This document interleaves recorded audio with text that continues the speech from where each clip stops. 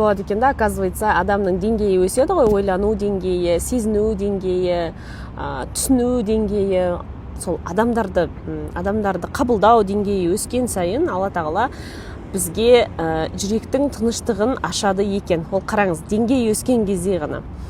Көп әйелдермен разборларда жұмыс жасау барысында мен бір нәрсені байқаймын да, бізде әйелдеріміздің ішінде жүрек тыныштығы жоқ. Сосын кейін күйеу келеді, оған күйеуімен шай ішеді, жатады, там құшақтасады деген сияқты сөйлеседі. Сол кезде күйеуі әйеліне келген кезде жаңағы тыныштықты, негізі Алла тағала оны барлық адамға берген, бірақ еркектер анау әлемде жүріп, жұмыс жасап, сөйткеннен кейін ол тыныштықтан бүйтіп несіп қалады ғой. Çünkü отбасына келген кезде сол әйелден сол нәрсені қалайды. Негізі ол фытратында бар да, еркектің фытратында.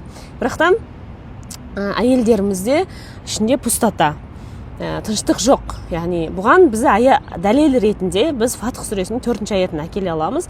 Мүминдерге олардың сенімдерін одан әрі арттыру үшін, имандарына тағы да иман қосу үшін дейді Алла тағала, оларға сол жүрек тыныштығын, сакинаны ашты дейді. Бірақ ұстаз оны бізге бүйтіп түсіндіреді. Сенің деңгейің соған сол сакина ашылғанға дейінге өсуі керек деп түсіндіріп жатыр да. Құрманға ұстаздың сабағынан үзінділер ғой. Вот. Сол деңгейге жетуге бұйыртсын иншаллах Аллах бізді бәрімізді.